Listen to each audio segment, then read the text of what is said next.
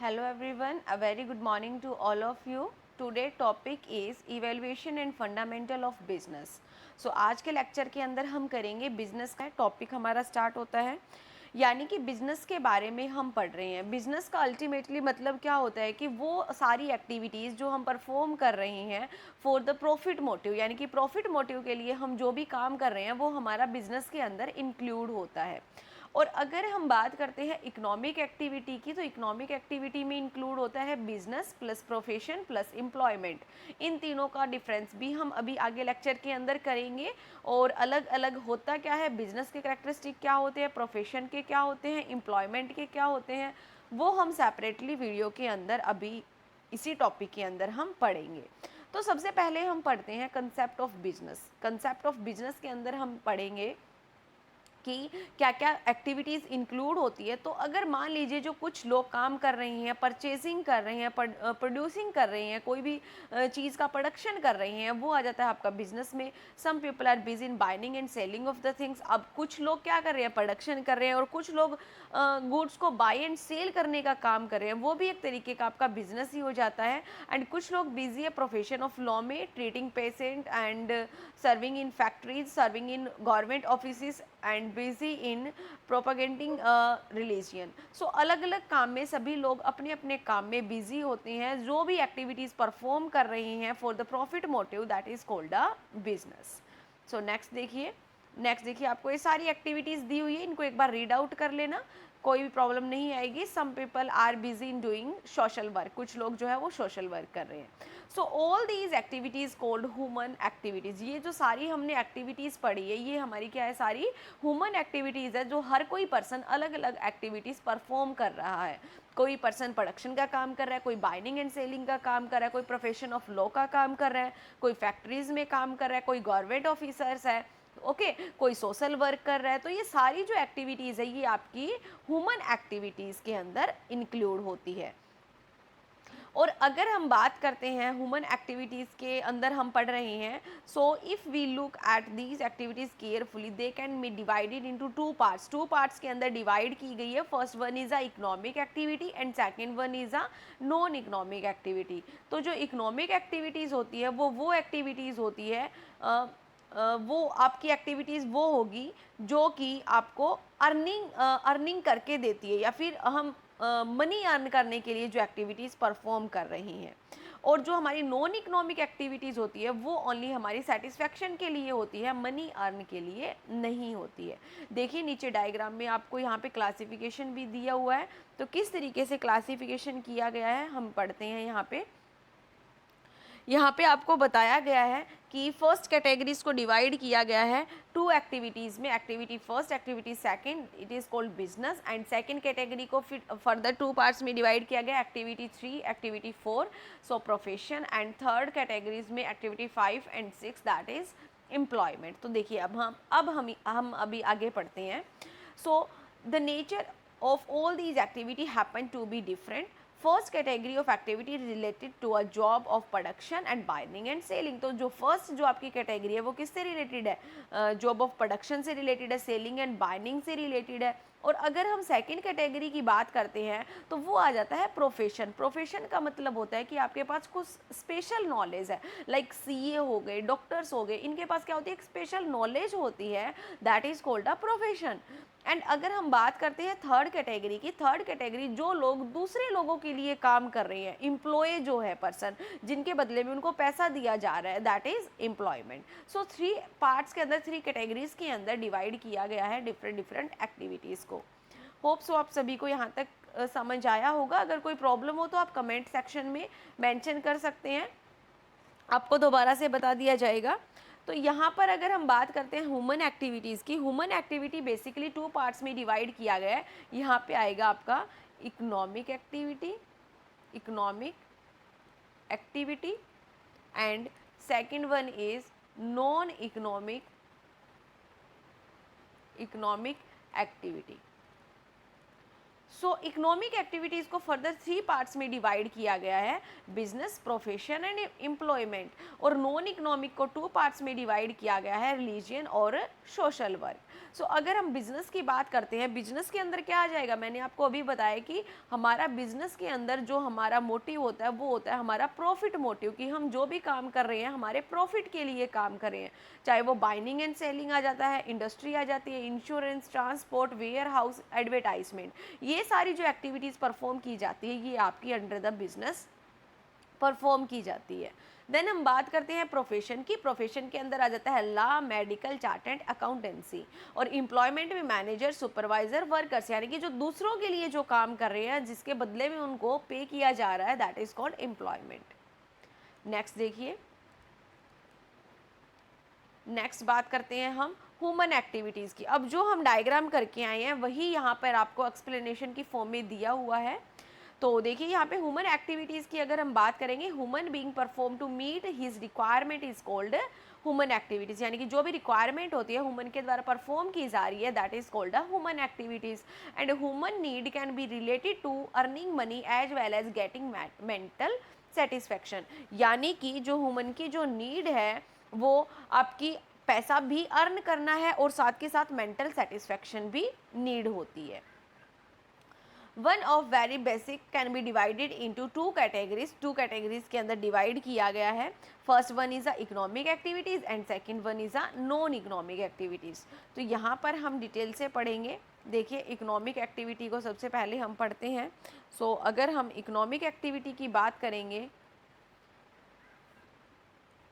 देखिए economic activities का जो ऑब्जेक्टिव रहेगा वो रहता है अर्न मनी, मनी को अर्न करना, वो एक्टिविटी परफॉर्म करना जिससे कि आप मनी को अर्न करो, that is called the economic activities.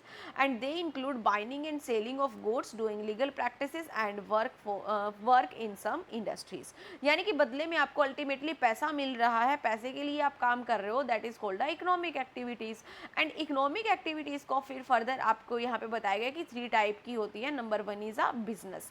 Business का मतलब क्या होता है, बिजनेस एक ऐसी इकोनॉमिक एक्टिविटीज होती है जो कि रेगुलर बेसिस पर कंडक्ट की जाती है for to earn profit. Basically यहाँ पे मेन टर्म आएगा आपका कि प्रॉफिट अर्न करने के लिए हम जो भी एक्टिविटीज परफॉर्म कर रहे हैं या फिर जो भी प्रोडक्शन कर रहे हैं, सेल कर रहे हैं गुड्स का, सर्विसेज का, that is called a business.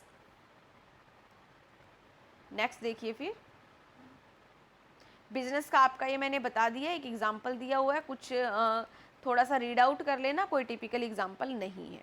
Then आता है प्रोफेशन। प्रोफेशन के अंदर हम पढ़ते हैं, प्रोफेशन का मतलब है कि वो इकोनॉमिक एक्टिविटी जहाँ पर किसी पर्सन के पास स्पेशल नॉलेज होती है। यहाँ पर आपको ध्यान रखना है कि स्पेशल नॉलेज होती है, skill and use in practically to serve the different section of the society like legal practices, medical practices etcetera.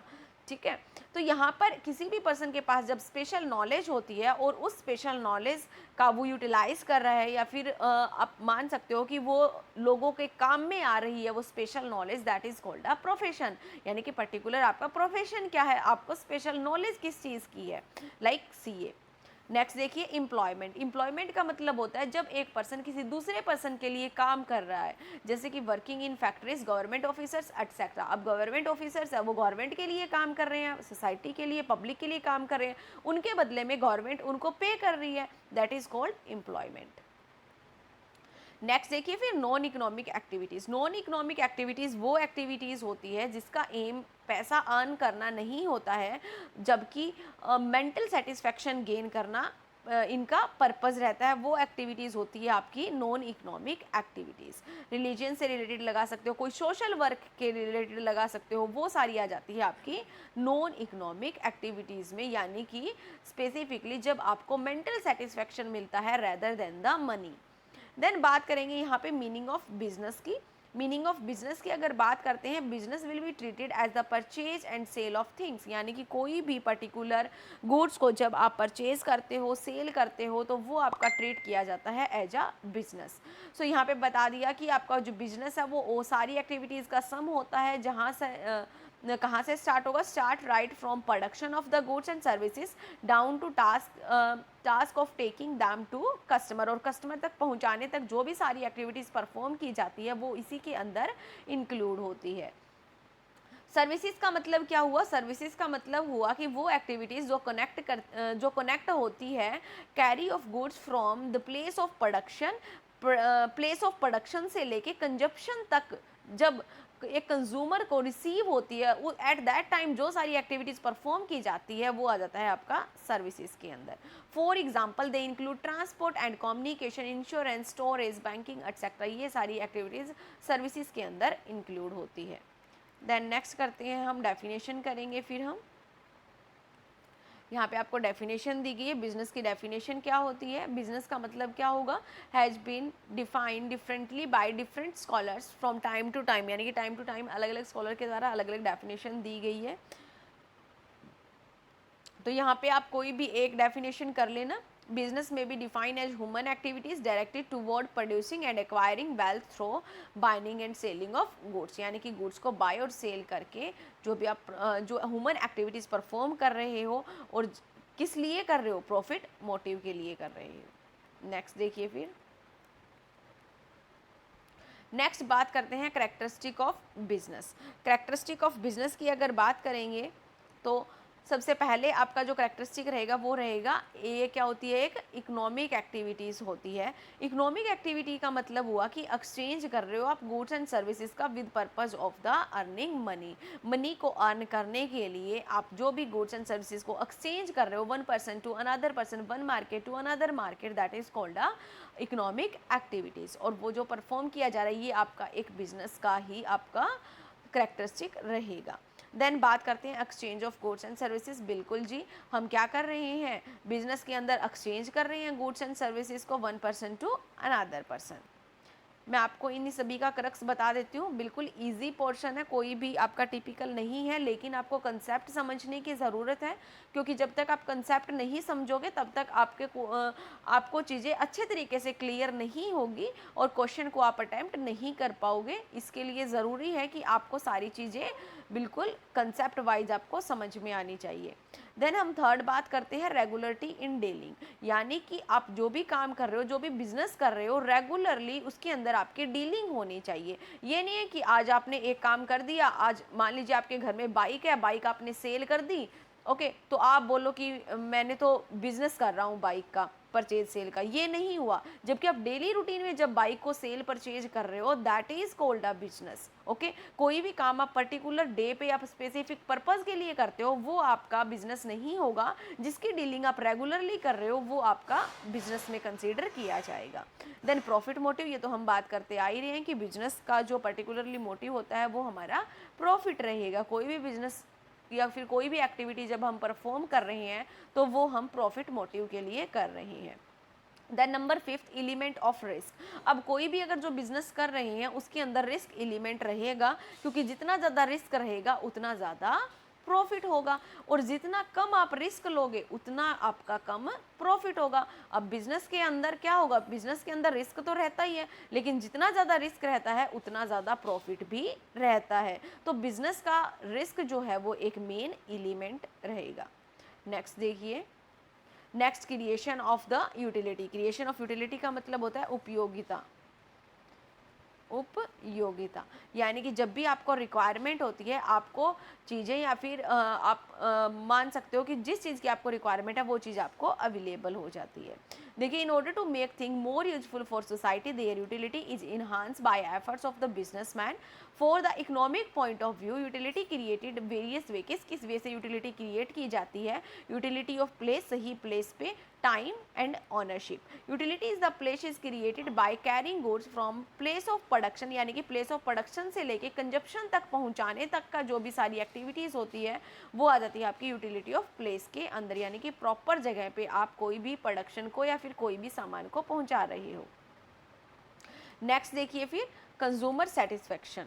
देखिए 7th पॉइंट देखिए, यहाँ पे आपको बताया गया है कंज्यूमर सेटिस्फेक्शन, यानी कि मेन पर्पस जो बिजनेस का रहेगा वो रहेगा आपका मेन पर्पस क्या रहता है? आपका अर्निंग प्रॉफिट रहता है, but at the same time consumer satisfaction is necessity, क्योंकि जब तक कंज्यूमर सेटिस्फाई नहीं होगा आपका प्रोडक्ट परचेज नहीं करेगा। ओके, आपका सबसे प्राइमरी मोटिव तो रहता है कि प्रॉफिट अर्न करना, बट प्रॉफिट अर्न कब करोगे? जब आपके कस्टमर आपके सामान को परचेज करेंगे। ओके, परचेज कब करेंगे? जब जब कस्टमर आपके प्रोडक्ट से सेटिस्फाई है या फिर जो भी प्रॉब्लम है कस्टमर की वो अगर उनकी सॉल्व हो रही है तो तभी वो कोई भी प्रोडक्ट है वो परचेज करेंगे। तो कस्टमर सेटिस्फेक्शन सबसे ज़रूरी होता है। नेक्स्ट देखिए, नेक्स्ट फिर हम बात करते हैं प्रोफेशन की। अब हमने बिजनेस को पढ़ लिया है और अब हम पढ़ते हैं प्रोफेशन। प्रोफेशन क्या होता है? प्रोफेशन की यहाँ पे आपको डेफिनेशन दी गई है, कोई भी आप एक डेफिनेशन लर्न कर लेना। देखिए यहाँ पे ये वाली डेफिनेशन हम पढ़ लेते हैं।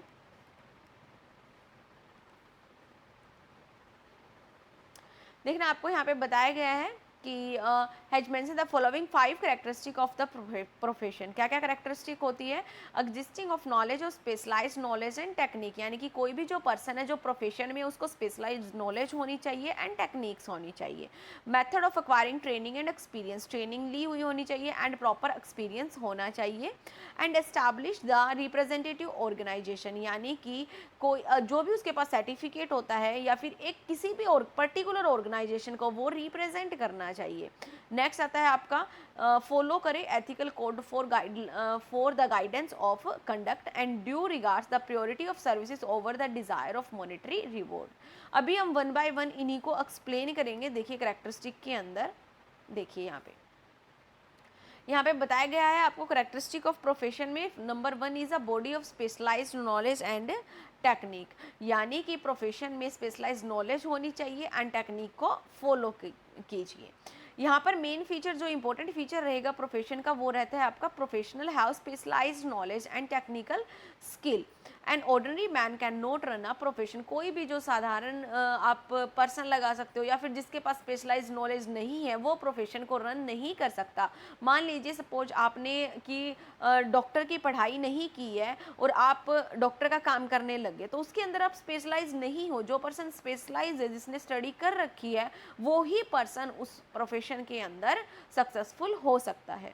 Number 2 formalised method of acquiring training and experience. सबसे पहले उसके पास ट्रेनिंग एंड एक्सपीरियंस होना चाहिए ताकि वो किसी भी पर्सन के लिए कोई भी काम कर रहा है उसको प्रॉपर तरीके से कर सके, उसके पास नॉलेज होनी चाहिए।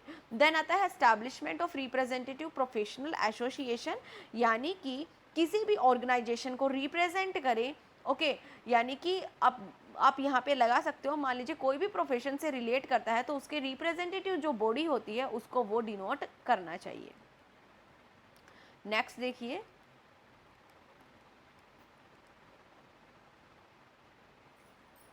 देखिए यहाँ पे आपको कुछ फंक्शंस बताए गए हैं to regulate the behaviour of its member and code of conduct जो बनाए गए हैं, गाइडलाइंस जो भी आपकी प्रोवाइड की गई उन गाइडलाइंस को फॉलो करें according to the profession and to build up and promote the image of its member as a professional and prescribed minimum qualification of its member की मेंबर की मिनिमम क्वालिफिकेशन कितनी होनी चाहिए वो भी प्रिस्क्राइब्ड की हुई होती है and to regulate entry to profession. Next देखिए, in India representative professional association with regard to some profession have already been establish, यानी कि जो रिप्रेजेंटेटिव प्रोफेशनल एसोसिएशन है वो ऑलरेडी एस्टैब्लिश है इंडिया के अंदर। रिप्रेजेंटेटिव प्रोफेशनल एसोसिएशन कौन कौन सी आपकी? Bar council of India for lawyer, medical council for India for doctors and institute of chartered accountant for chartered accountant etcetera. Then हम बात करते हैं कोड ऑफ कंडक्ट की। कोड ऑफ कंडक्ट का मतलब होता है जो रिप्रेजेंटेटिव बॉडी के द्वारा कुछ रूल एंड रेगुलेशन बनाए गए हैं according to the specialised knowledge according to the profession. So उन सारे रूल एंड रेगुलेशन को फॉलो करने चाहिए। नेक्स्ट देखिए, फिर 5th point is priority of services over economic consideration, यानी कि जिस भी प्रोफेशन से आप रिलेट करते हो तो वहाँ पर आपकी जो प्रियोरिटी है वो आपकी रहनी चाहिए इकोनॉमिक सर्विसेज में आपकी ज़्यादा रहनी चाहिए। आपकी जो सर्विसेज जो प्रियोरिटी है वो ज़्यादा रहनी चाहिए rather than the monetary. Like मान लीजिए अगर डॉक्टर के प्रोफेशन के अंदर अगर आप हो तो सबसे पहले आपका क्या कर्तव्य रहेगा कि आपको किसी भी पर्सन की जो है वो लाइफ को सेव करना है, उसके बाद आपका ऑब्जेक्टिव रहेगा मॉनेटरी बेनिफिट्स। यानी कि कुछ ना कुछ तो आप चार्ज करोगे सर्वाइव करने के लिए सोसाइटी के अंदर, ओके, लेकिन प्रायोरिटी रहेगी कि आप पर्सन को कैसे सेव करते हो, कैसे हेल्प करते हो। देन हम थर्ड वन पढ़ते हैं एम्प्लॉयमेंट। सो एम्प्लॉयमेंट के अंदर हम पढ़ेंगे employment is the economic activity. ये भी एक इकोनॉमिक एक्टिविटी होती है जहाँ पर कोई एक पर्सन किसी दूसरे पर्सन के लिए काम कर रहा होता है, rather than government officers and non government officers, और उनके बदले में उनको सैलरी दी जाती है, वेजेस पे की जाती है। कुछ एग्जाम्पल यहाँ पे दिए हुए हैं, employment are manager, survivor, labour, clerk etcetera and professional like doctors are also recruit and employed. जो प्रोफेशनल जो डॉक्टर्स होते हैं, लॉयर होते हैं, वो क्या रखते हैं, एम्प्लॉय रखते हैं अपने डाउन में कुछ काम करने के लिए। तो ये होता है आपका एम्प्लॉयमेंट, जिसके बदले में उनको सैलरी वगैरह प्रोवाइड की जाती है। देन अगर करेक्टरिस्टिक की बात करेंगे, सर्व टू अदर, दूसरों के लिए काम करते हैं। एंड अगर हम सेकंड पॉइंट पढ़ते हैं, देखिए सेकंड पॉइंट है हमारा पर्सनल सर्विसेज। पर्सनल सर्विसेज भी प्रोवाइड करते हैं। An employ has provide service himself, in other word he can not get service from somebody else in this place. Then बात करते हैं एग्रीमेंट की। उनके बीच में एक स्पेशल कॉन्ट्रैक्ट होता है कि आप किस बेसिस पर एम्प्लॉयमेंट एम्प्लॉय हो, परमानेंट बेसिस पे हो, टेम्परेरी बेसिस पे हो, या फिर कैजुअली हो। सर्वेंट की तरह से काम करते हैं। मास्टर जो होता है, जो ओनर होता है, वो मास्टर होता है और एक सर्वेंट की तरह से वो काम करते हैं। नो नीड ऑफ कैपिटल, उनको कैपिटल के लगाने की कोई भी रिक्वायरमेंट नहीं होती है। कोई रिस्क नहीं होता है बिजनेस के अंदर, चाहे लॉस हो चाहे प्रॉफिट हो, उनको तो अपनी टाइम टू टाइम सैलरी मिलेगी। देन अगर बात करते हैं सेवंथ पॉइंट की हम, नेचर ऑफ एम्प्लॉयर, तो यहाँ पर बात करेंगे employer can be anybody. Employer जो है वो कोई भी हो सकता है, गवर्नमेंट भी हो सकती है, गवर्नमेंट इंटरप्राइजेस भी हो सकती है, प्राइवेट ऑर्गेनाइजेशन भी हो सकती है। देन नेक्स्ट बात करेंगे, कुछ डिफरेंसेस आपको दिए हुए हैं। देखिए बिजनेस का दिया, बिजनेस, प्रोफेशन एंड एम्प्लॉयमेंट, हम तीनों ही पढ़ के आए हैं और तीनों का यहाँ पे डिफरेंसेस दिया गया है। मेन इंपॉर्टेंट रहेगा तो आप यहाँ से ज़रूर करके जाइएगा डिफरेंसेस, क्योंकि डिफरेंसेस हर एग्ज़ाम के अंदर आपका पूछ लिया जाता है। आपको पता होना चाहिए बिजनेस क्या होता है, प्रोफेशन क्या होता है और एम्प्लॉयमेंट क्या होता है। अगर हम कमिटमेंट की बात करते हैं, सो बिजनेस जो है वो स्टार्ट किया जाता है after completing some legal formalities को कंप्लीट करने के बाद।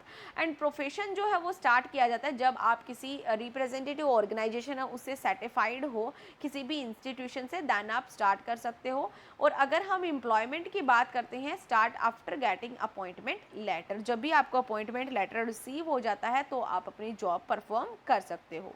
देन अगर बात करते हैं नेचर ऑफ वर्क की, सो बिजनेस के अंदर production of things and services are binding and selling, यहाँ पे प्रोडक्शन किया जाता है, यहाँ पे पर्सनल सर्विसेज प्रोवाइड की जाती है एज अ स्पेशलिस्ट, यानी कि जिस पर्सन के पास स्पेशल नॉलेज है वो अपनी स्पेशलाइज के अकॉर्डिंग आपको सर्विसेज प्रोवाइड कर रहा है। और एम्प्लॉयमेंट के अंदर वर्क अलॉट किया जाता है by the employer. Then investment की अगर बात करते हैं तो बिजनेस के अंदर इन्वेस्टमेंट करना ज़रूरी होता है, कैपिटल की ज़रूरत होती है। प्रोफेशन के अंदर कम कैपिटल की रिक्वायरमेंट होती है और एम्प्लॉयमेंट के अंदर कोई कैपिटल की रिक्वायरमेंट नहीं होती है। बिजनेस के अंदर ज़्यादा रिस्क रहता है तो ज़्यादा। नेक्स्ट हम बात करते हैं रिस्क की। सो बिजनेस की अगर बात करेंगे सो रिस्क हाई रहेगा, एंड प्रोफेशन की बात करेंगे so degree of risk low रहता है comparison to the business. And employment की बात करते हैं तो यहाँ पर कोई रिस्क नहीं रहेगा। और अगर हम क्वालिफिकेशन की बात करते हैं, सो बिजनेस के अंदर कोई भी क्वालिफिकेशन की रिक्वायरमेंट नहीं होती है, बट प्रोफेशन के अंदर स्पेशल क्वालिफिकेशन की रिक्वायरमेंट होती है। फॉर्मल क्वालिफिकेशन होनी चाहिए पर्टिकुलरली आपके पास, तभी आप किसी प्रोफेशन के अंदर एंटर हो सकते हो। और अगर हम एम्प्लॉयमेंट की बात करते हैं, so formal education is not necessary in case of every employment, यानी कि हर एक एम्प्लॉयमेंट के अंदर ज़रूरी नहीं है कि आपकी फॉर्मल एजुकेशन होनी चाहिए, हो भी सकती है, नहीं भी हो सकती। और अगर हम ऑब्जेक्टिव की बात करते हैं, सो बिजनेस का मतलब होता है अर्न प्रॉफिट, एंड प्रोफेशन का मतलब क्या होगा, यहाँ पे प्रोफेशन का जो ऑब्जेक्टिव रहेगा वो रहेगा आपका earn profit through services. And employment के अंदर इनकम अर्न की जा रही है through the salary and wages. Next देखिए, फिर नेक्स्ट पॉइंट हम करते हैं। नेक्स्ट पॉइंट है आपका transfer of interest. Businessman can transfer is interest, and profession transfer नहीं हो सकता, क्योंकि किसी भी एक पर्सन के पास स्पेशल नॉलेज होती है, वो पर्सन नॉलेज जो है वो आपकी ट्रांसफर नहीं हो सकती। और अगर एम्प्लॉयमेंट की बात करते हैं, so employee also can not transfer is interest. Then अगर टेस्ट ऑफ इफिशिएंसी की बात करते हैं, सो ये आएगा आपका profit earned and quality of services provide, यानी कि किस क्वालिटी की सर्विसेज प्रोवाइड की जा रही है, and dedicated to the job. Code of conduct की बात करेंगे, बिजनेस के अंदर कोई कोड ऑफ कंडक्ट नहीं होता है, के लिए नहीं होता। और अगर हम प्रोफेशन की बात करते हैं तो प्रोफेशन के लिए कोड ऑफ कंडक्ट बनाए जाते हैं। और अगर एम्प्लॉयमेंट की बात करते हैं तो यहाँ पे आएगा there is contract instant of code of conduct. यहाँ पे कॉन्ट्रैक्ट किया जाता है कि आप टेम्परेरी बेसिस पे हो, परमानेंट बेसिस पे हो या कैजुअल बेसिस पे हो। नेक्स्ट देखिए, फिर नेक्स्ट हम बात करते हैं ऑब्जेक्टिव ऑफ बिजनेस की। ऑब्जेक्टिव ऑफ बिजनेस आपका 2 पार्ट्स में डिवाइड किया गया है। कौन कौन से पार्ट्स में डिवाइड किया गया है? यहाँ पे भी है आपका economic objective and social objective. लिख लीजिए यहाँ पे अगर दिखाई नहीं दे रहा तो, economic objective, economic objective and social objective. Economic objective रहेगा आपका प्रॉफिट मेकिंग। इकोनॉमिक यानी कि मैंने क्या बताया था आपको, यहाँ पे मनी अर्न से रिलेटेड आ जाता है। सो यहाँ पे आएगा आपका profit making and creation of customer and innovation. और सोशल ऑब्जेक्टिव के अंदर आ जाता है आपका हाई क्वालिटी के गुड्स प्रोवाइड करना फेयर प्राइसेस पर, and contribution to community development, fair return to investor and providing employment. ये आ जाते हैं आपके सोशल ऑब्जेक्टिव के अंदर, जहाँ पर आपका प्राइमरी जो मोटिव रहेगा वो आपका प्रॉफिट अर्न करना नहीं रहता है, जबकि वेलफेयर या फिर मेंटल सेटिस्फेक्शन रहता है। नेक्स्ट देखिए, अगर हम इकोनॉमिक एक्टिविटीज़ की बात करते हैं, नंबर 1 क्या आ जाएगा आपका प्रॉफिट मेकिंग, यानी कि प्राइमरी जो ऑब्जेक्टिव रहेगा वो रहेगा आपका प्रॉफिट मेकिंग, यानी कि आप किस तरीके से प्रॉफिट को अर्न कर सकते हो, मैक्सिमम प्रॉफिट आपका पर्पस रहेगा।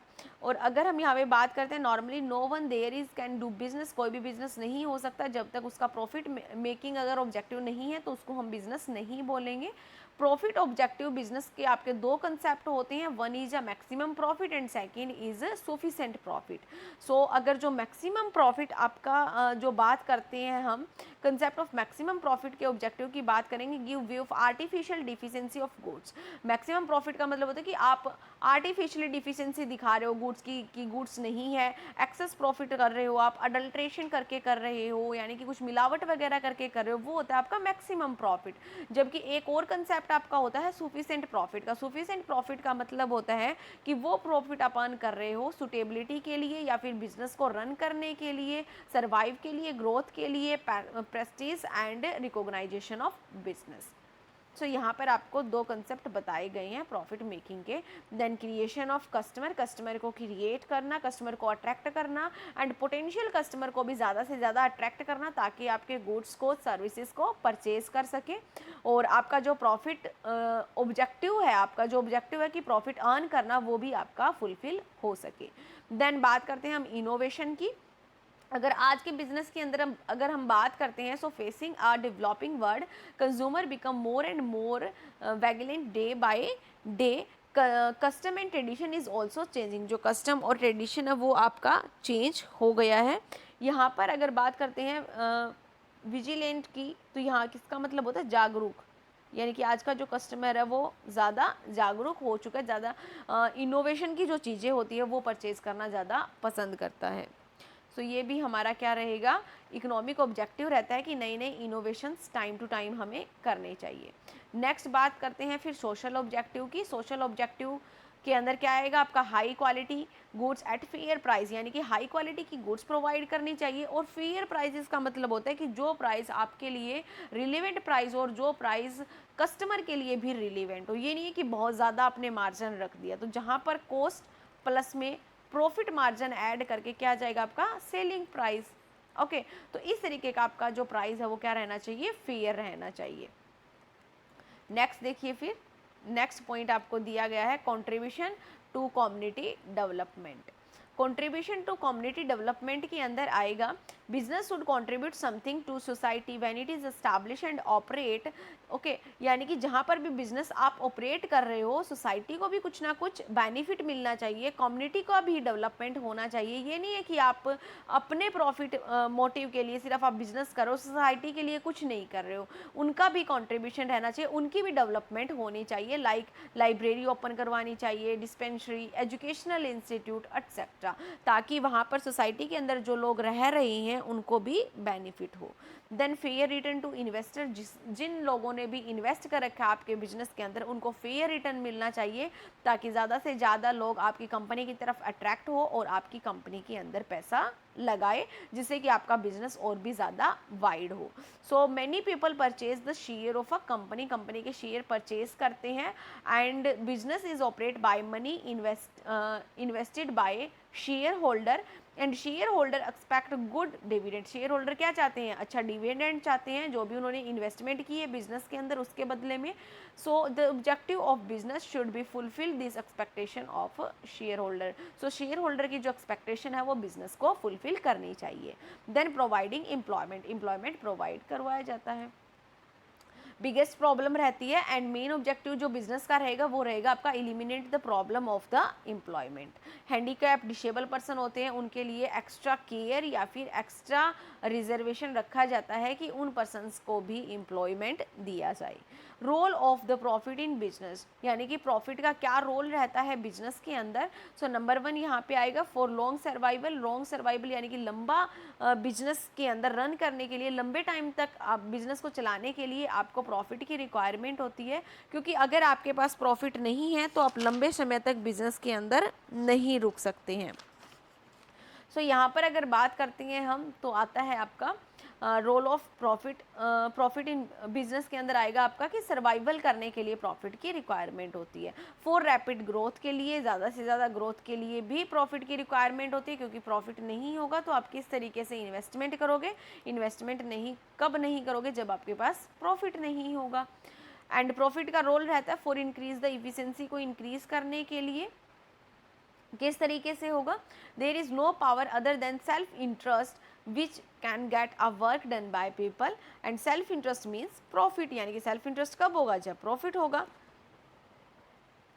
It means that profit is the power which motivate और इंक्रेज पीपल टू वर्क, यानी कि प्रॉफिट ही एक ऐसा जरिया है जिसके कारण लोग जो है वो इंक्रेज हो सकते हैं, मोटिवेट हो सकते हैं वर्क करने के लिए।